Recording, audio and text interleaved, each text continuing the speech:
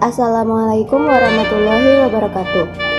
Halo teman-teman, saya Zahra Quratul Ain dari kelompok 1 Praktek Ibadah jurusan Tadris Matematika kelas B. Pada video kali ini saya akan membahas materi praktek ibadah yaitu haji dan umroh.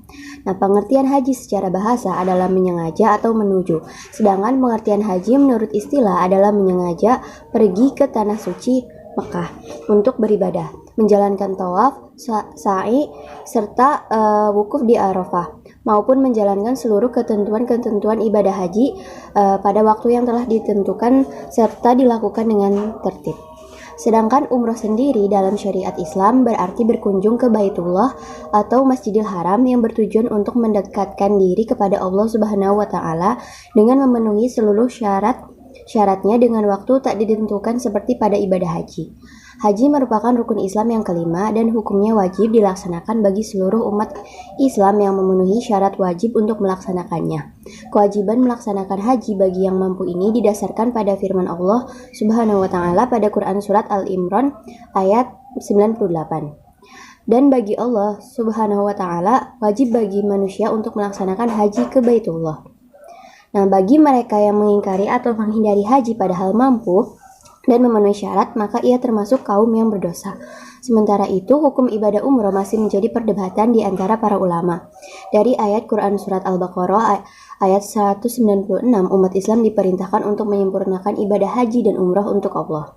Dan sempurnakanlah ibadah haji dan umroh untuk Allah. Quran Surat Al-Baqarah ayat 196. Terdapat banyak hadis yang menjelaskan tentang hukum ibadah umroh. Beberapa yang menyamakan hukum umroh dengan haji, tetapi ada pula yang menyebut hukum melaksanakan umroh adalah sunnah. Nah, pelaksanaan ibadah haji dilakukan setiap 1 tahun sekali dan selalu memiliki jumlah jemaah yang banyak dan berasal dari seluruh penjuru dunia. Waktu pelaksanaan ibadah haji terbatas dibandingkan waktu pelaksanaan ibadah umroh. Waktu pelaksanaan haji terbatas hanya pada rentang waktu awal bulan Syawal sampai hari raya Idul Adha di bulan Zulhijjah.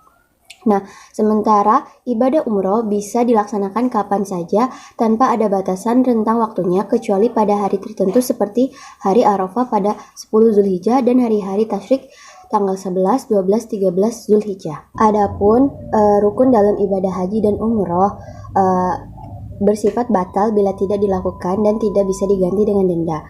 Terdapat 5 rukun haji, yaitu yang pertama niat ihram, 2 wukuf di padang Arafah yakni pada tanggal 9 Zulhijjah, disunahkan untuk memperbanyak istighfar, zikir dan doa. Yang ketiga yaitu tawaf, yaitu mengelilingi Ka'bah sebanyak 7 kali dengan syarat suci dari hadas dan najis baik badan maupun pakaian, menutup aurat. Ka'bah berada di sebelah kiri orang yang mengelilinginya, memulai tawaf dari arah Hajar Aswad yang terletak di salah satu pojok di luar Ka'bah. Nah, macam-macam tawaf itu sendiri ada 5 macam, yaitu yang pertama, tawaf kudum adalah tawaf yang dilakukan ketika baru sampai di Makkah. Yang kedua, tawaf ibadah adalah tawaf yang menjadi rukun haji. Yang ketiga, tawaf sunnah adalah tawaf yang dilakukan semata-mata mencari ridha Allah. Yang keempat yaitu tawaf nazar adalah tawaf yang dilakukan untuk memenuhi nazar. Yang kelima, tawaf wada yaitu tawaf yang dilakukan sebelum meninggalkan kota Mekah. Rukun haji selanjutnya yaitu adalah sa'i. Nah, sa'i adalah lari kecil atau jalan cepat antara Bukit Sofa dan Marwa. Adapun syarat-syarat sa'i adalah yang pertama dimulai dari Bukit Sofa dan berakhir di Bukit Marwa. Lalu dilakukan sebanyak 7 kali. Lalu kemudian melakukan sa'i setelah tawaf kudum. Rukun yang terakhir yaitu memotong rambut paling sedikitnya 3 helai. Kelima rukun ini harus dilakukan seluruhnya guna memenuhi keabsahan ibadah haji yang dilakukan. Jika tidak bisa melaksanakan seluruh rukun haji ini dikarenakan satu dan lain hal, maka nilai ibadah haji akan berkurang. Untuk rukun umroh yaitu niat ihram, tawaf, sa'i, dan memotong rambut. Perbedaan haji dan umroh hanyalah wukuf di padang Arafah yang hanya dilaksanakan oleh jemaah haji saja. Jemaah umroh tidak melakukan wukuf di padang Arafah.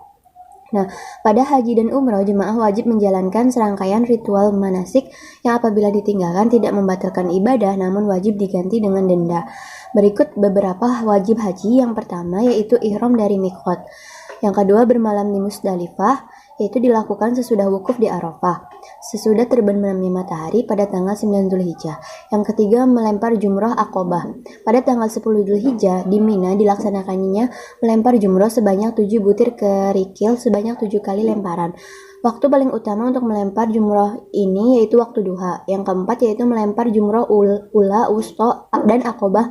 Melempar ketiga jumroh ini dilaksanakan pada tanggal 11, 12, dan 13 Dzulhijjah.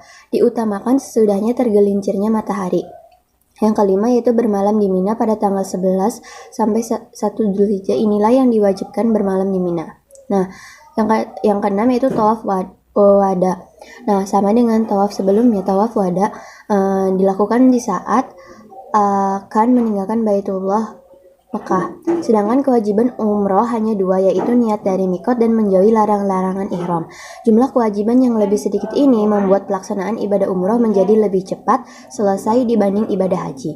Selanjutnya terdapat sunnah-sunnah haji, yaitu yang pertama mandi sebelum ihram, yang kedua menggunakan kain ihram yang baru, yang ketiga memperbanyak talbiyah, yang keempat melakukan tawaf kudum, yang kelima sholat 2 rakaat tawaf, yang keenam bermalam di Mina, yang ketujuh mengambil pola ifrad, yaitu pola mendahulukan haji daripada umroh, yang kedelapan tawaf wada. Sedangkan larangan selama berihram haji, yang pertama bagi laki-laki dilarang menggunakan pakaian berjahit, yang kedua bagi laki-laki dilarang menggunakan penutup kepala, lalu larangan bagi perempuan untuk menutup muka dan telapak tangannya. Yang keempat, di saat ihram bagi laki-laki maupun perempuan wangi-wangian untuk badan maupun pakaian boleh memakainya sebelum ihram. Dilarang menikahkan ataupun menjadi wali nikah, tidak boleh ada proses pernikahan. Yang keenam yaitu dilarang bersetubuh. Nah, demikian yang dapat saya sampaikan, semoga bisa bermanfaat. Wassalamualaikum warahmatullahi wabarakatuh.